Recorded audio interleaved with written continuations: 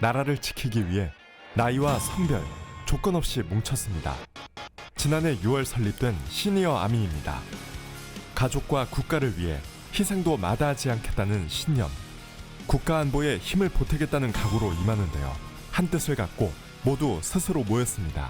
우리 시니어 아미는 2023년 2월에 창립되었고 인구 절벽 시대에 즈음해서 유사시에는 경력이 부족할 것을 예상을 해서 우리 시니어들이 국가를 위해서 언제든지 부르면은 헌신하겠다는 자세로 자발적으로 참여한 것입니다.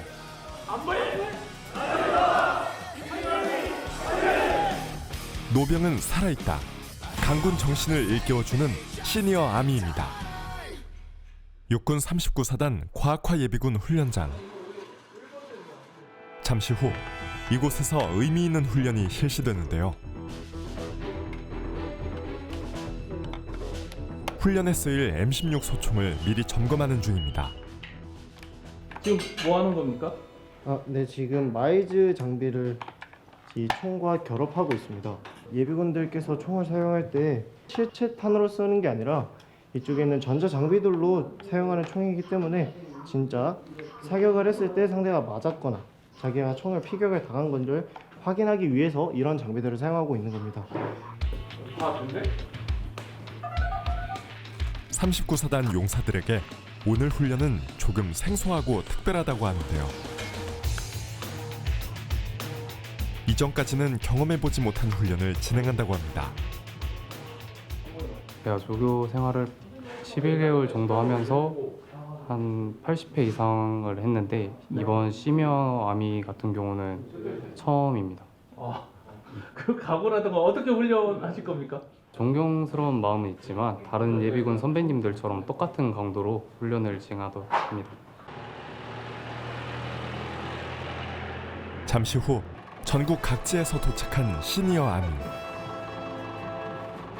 충성 뭐 하러 오셨습니까? 훈련 받으러 어떤 훈련입니까? 예비 훈련 실례지만 올해 연세가 62입니다.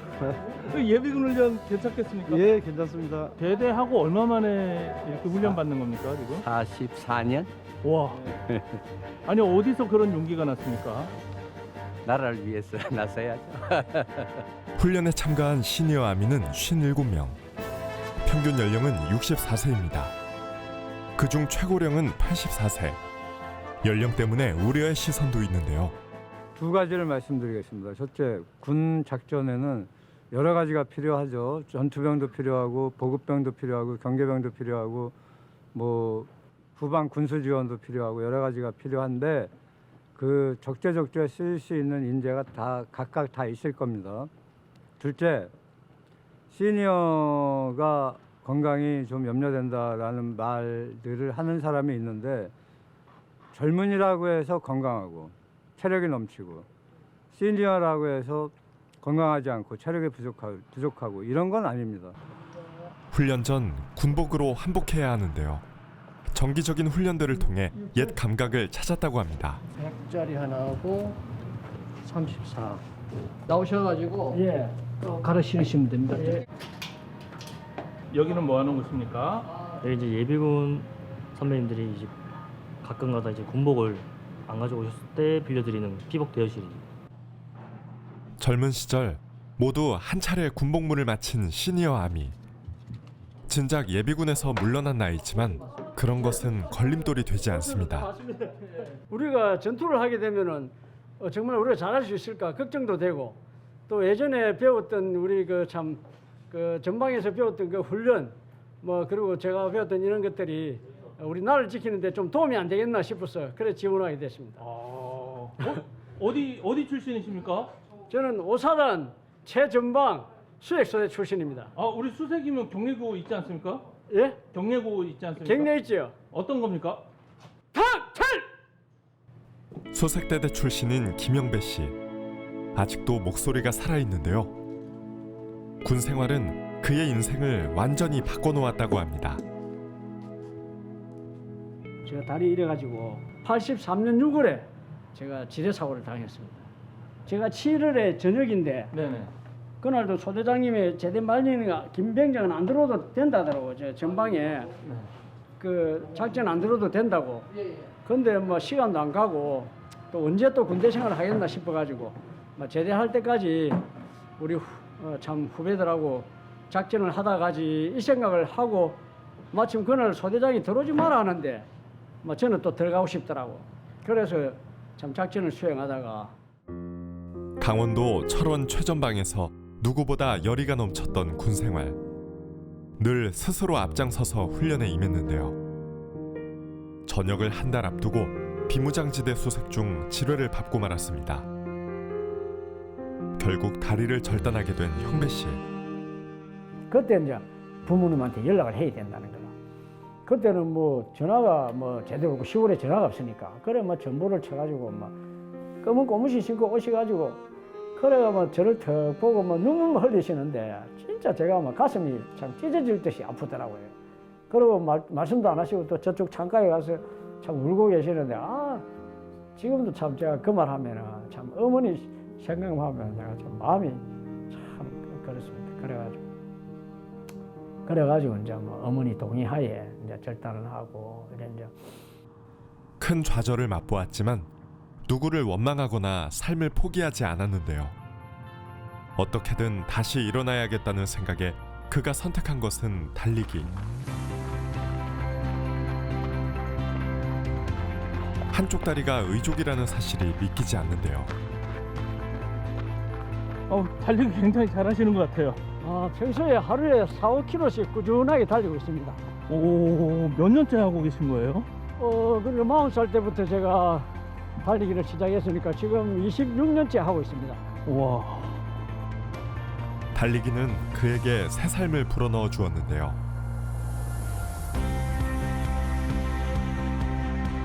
처음부터 이렇게 달릴 수 있었던 건 아니었습니다. 뼈를 깎는 노력과 포기하지 않았던 정신력으로 이겨냈습니다.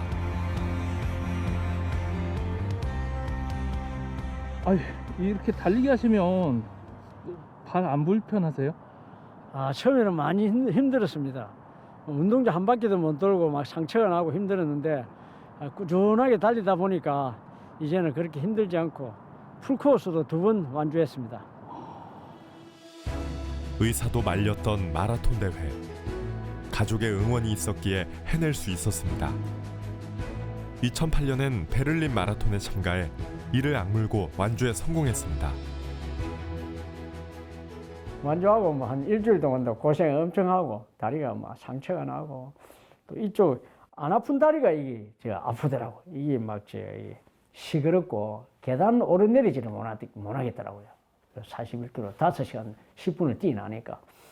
그래도 뭐 또 운동을 해가 다쳐서 그런가 이게 뭐 한 일주일 정도 지나니까 또 시나브로 나사버리더라고요. 그래가 막 자신감도 생기고 이제 체력에 대해서 완전히 자신감이 생기더라고요. 달리기는 그에게 뭐든 할 수 있다는 용기를 주었습니다. 다음 날 형배 씨가 들른 곳. 한 태권도 도장인데요. 선생님. 사원님 오셨어요. 다리가 아파가지고. 형배 씨 삶에서 달리기만큼 빼놓을 수 없는 게 바로 태권도입니다. 잘 오셨어요. 얼굴 좋다.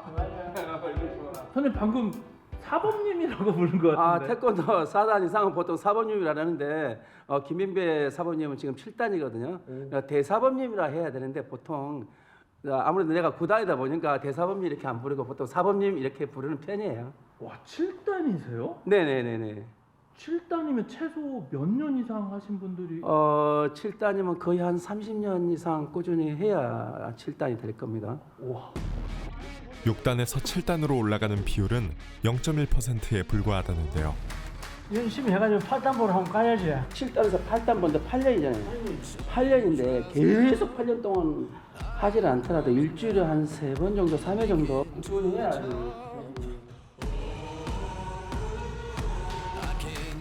그의 나이 40. 한쪽 다리를 잃었지만 좋아했던 태권도를 다시 시작했는데요. 은퇴하기 전까지 직장 생활을 잘 하려면 강한 체력은 필수라고 생각했습니다.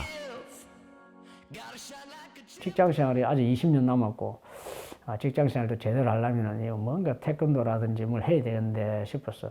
옛날에 내가 잘했던 태권도를 꼭 하고 싶더라고. 그래가지고 이제 처음에 이제 나가서 이제 운동을 해보니까 역시 안 되더라고.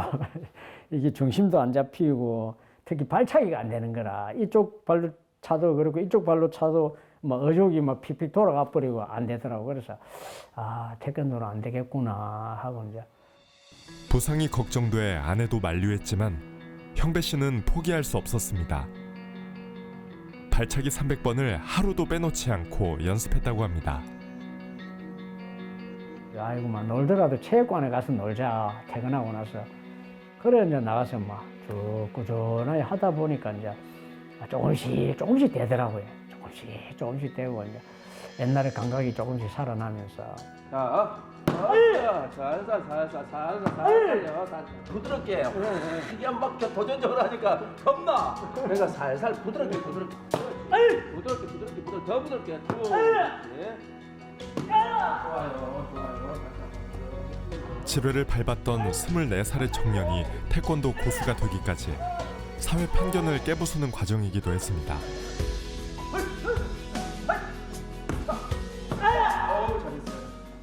김 사모님은 부산 대표 선수도 했어요.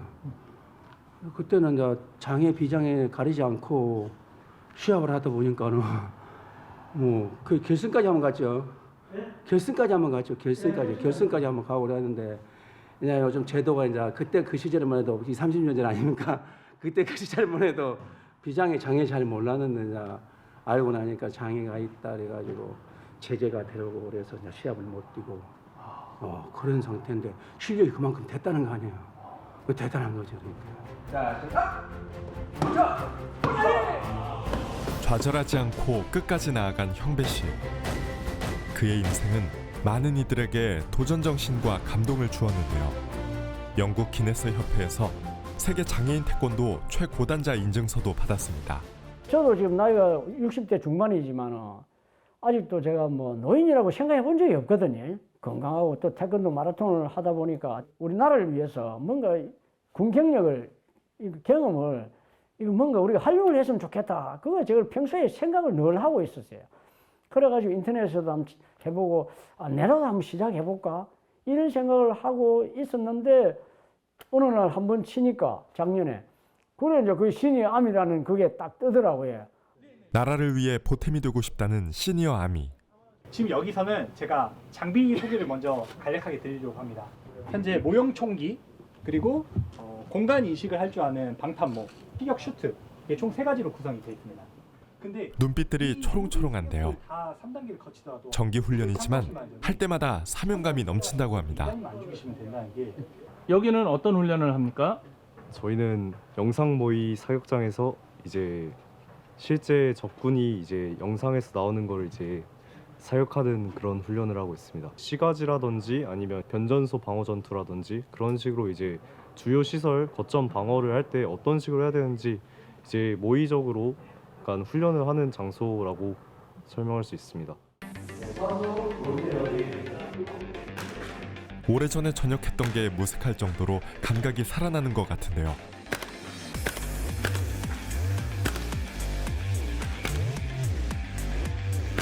길거리에는 적군과 민간인이 섞여 쉬운 사격이 절대 아닙니다.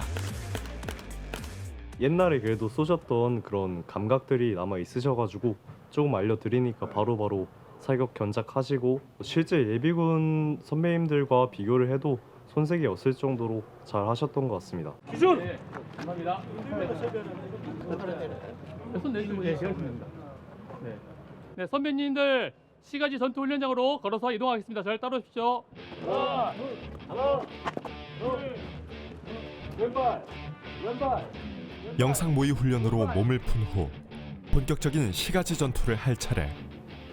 그 총기가 지금 제가 들고 있는 게 운반 손잡이입니다. 머리에, 가슴에, 팔에 이렇게 감지기가 있습니다. 아니요. 잠깐 주고 하십시오. 지금 우리가 15명 중앙조 도로 양으로 파고 들어가실 분 3명 4명. 저격수는 저 2층, 3층에 올라가서 하면은요. 중앙에 내가 가서 저 다 예, 우리 줄을 끌 테니까 홀수는 저리 가고 딱선 여기 나면 반반하고 그렇게 합시다. 그러니까 홀수는 저리 가시고. 전투지가 아주 경험이 있습니까? 아, 육군 수색대. 그 수색대면은 어디 강원도에서 계셨습니까? 34단 수색대입니다. 76년 8월에 입대해서 89년 1월 31일 날 13년 6개월 했습니다. 오랜 기간 나라를 위해 기꺼이 청춘을 바친 백규철 씨. 그때도 리더십이 출중했는데요. 강인한 군인 정신은 그의 인생에서 빼놓을 수 없는 자부심입니다. 뭐 운전면허, 지게차 면허 같은 거, 뭐 지상에 바퀴 달린 면허는 다 가지고 있습니다. 그다음에 심폐소생술 강사, 스킨스쿠버 강사, 그다음에 그 산악구조 대장, 선박 기관사 6급, 그다음에 항해사 4급. 그래서 현재 지금 종사하는 직업은 여객선 선장을 하고 있습니다. 전역한 지는 한참 됐지만 일상 자체는 여전히 강군이라 불려도 손색 없는데요.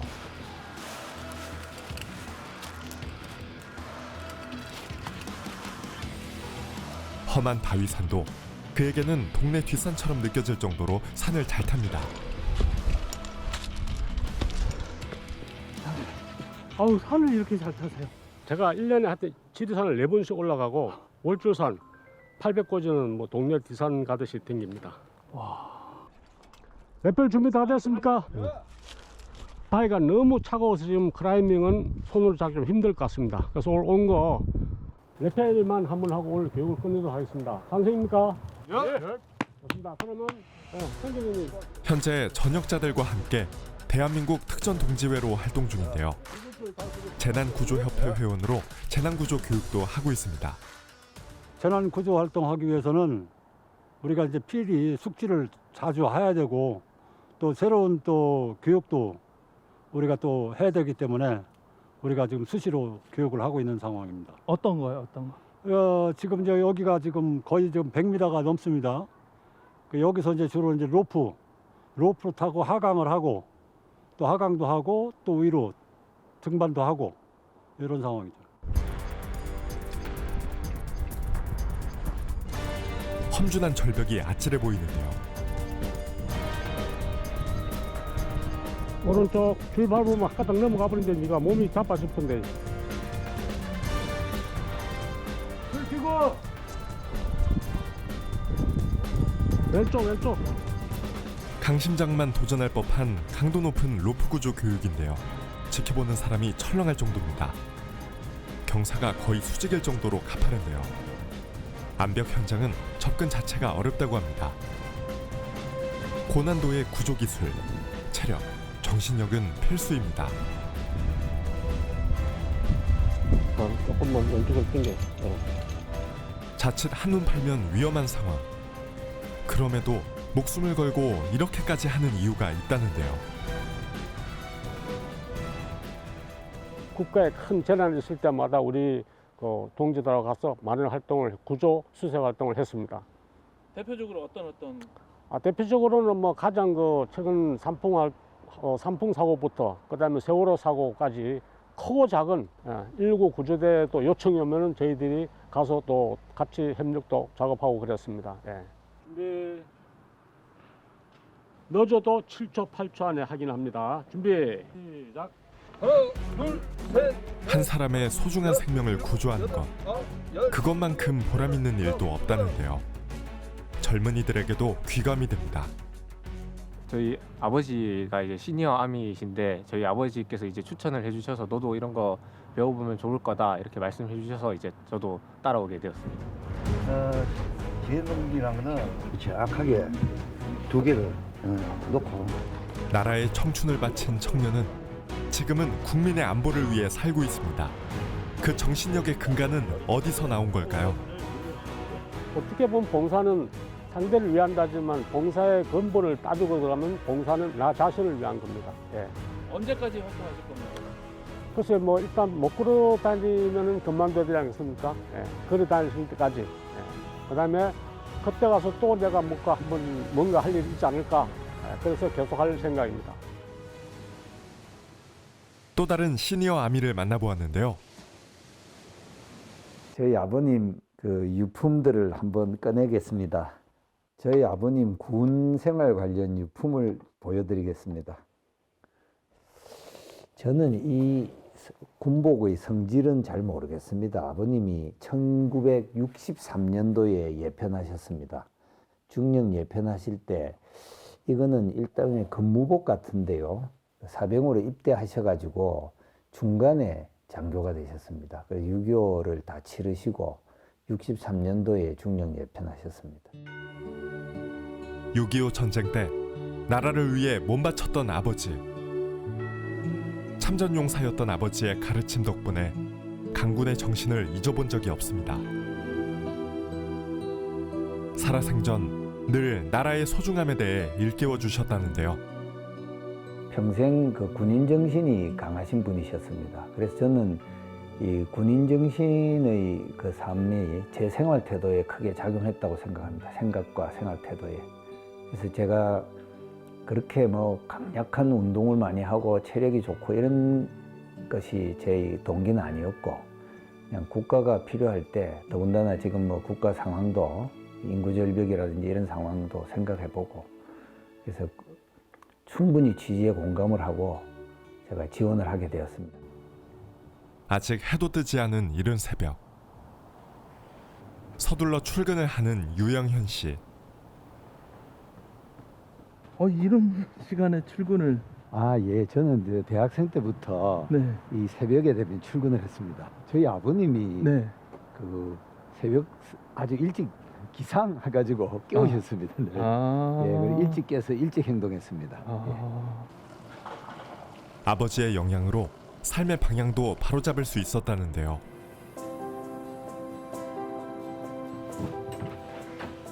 자신보다 타인을 먼저 위하는 이타주의 정신을 한평생 실천하고 있습니다.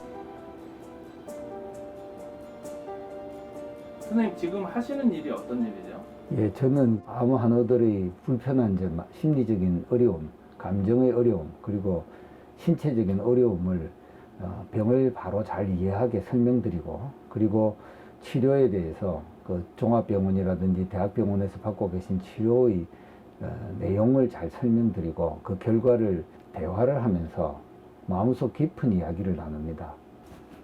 병으로 지친 환자를 위해선 마음 치료도 중요하다고 생각하는데요. 의학자의 길을 걸으면서 인정도 받았습니다. 선생님 옆에 있는 회원 인증서는 어떤 겁니까? 예, 저거는 제가 연구 경력에서 가장 영예롭게 생각하는 대한민국 의학 한림원 정회원 인증서입니다.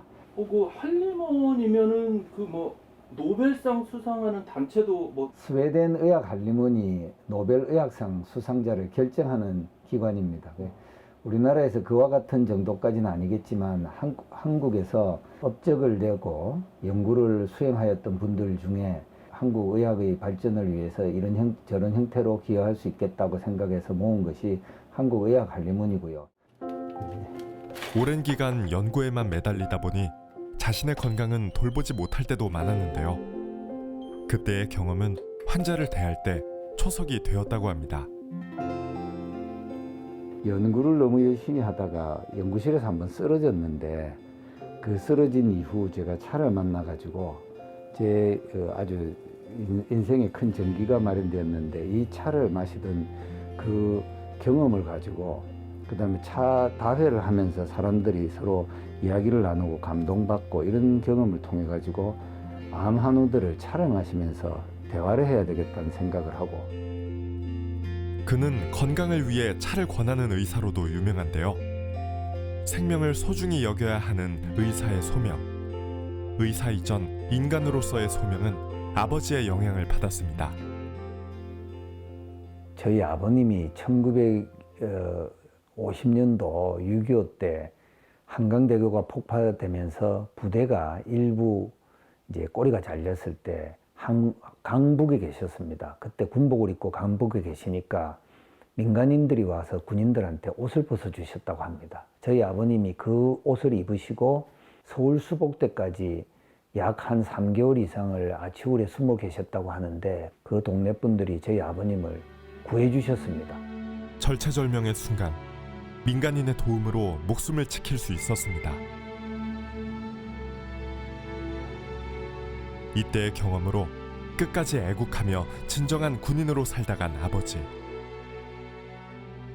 그런데 그 이야기를 저희 아버님이 뇌에 암이 전이가 되어서 마지막에 돌아가셨는데 그 부분만은 기억이 흐트러지지 않고 마지막까지 유지하셔서 제가 생각에 아버님 기억 가장 깊은 10년에 남아 있었던 것이 그분들에 대한 고마움이다 이런 생각을 하였습니다. 그래서 제가 나중에 암 걸린 환우들이나 이런 분들한테 대가 없이 도움을 좀 드릴 수 있어야 된다 이런 생각을 늘 하였고요. 제가 가지고 있는 좋은 차를 대접하는 것도 아버님의 군 생활과 그 아버님 체험도 같이 관여했다고 생각합니다. 지금부터 공항에서 기차 공개하겠습니다. 도전 시간은 10분이며 타는 택까지 되었습니다. 총격과 포탄 소리가 난무하는 모의 전장. 긴장감이 팽팽한데요. 12번, 성분의 12번. 2번. 청군과 황군으로 나누어 시작된 교전. 노병은 살아있다는 것을 증명합니다. 교전 종료했습니다. 교전 종료했습니다. 우리 지역방위 작전 간의 뭐 그런 작전 지속 지원이라든지 그런 군사작전 지원에 충분히 활용될 수 있는 그런 능력들을 충분히 이렇게 가지셨다고 생각하고 이러한 그 어떤 예비군 훈련 체험을 포함해서 각종 훈련 체험을 통해 가지고 그런 어떤 역량들을 잘 이렇게 좀 발전시켜 나갔으면 좋겠습니다. 나라를 위해 싸우는 것에 나이는 상관없습니다. 강군의 정신은 곧 나라를 사랑하는 마음에서 시작되는 것이라고 그들은 말합니다. 나라를 위해 자발적으로 뭉친 시니어 아미. 진정한 강군 정신을 일깨워줍니다. 만약 유사시에 누가 지켜도 우리나라는 지켜야 되고 내 가족을 지켜야 되기 때문에 나라가 위기면 언제라도 불려나간다는 마음을 상징적으로 선언적으로도 하고 얼마만큼인지는 몰라도 건강이 허락할 때 대해서는 우리 시니어 아미가 이렇게 활동함으로써 우리 국민들이 안보에 대한 새로운 생각을 갖도록 하는 게 저희들의 목적이라고 생각합니다.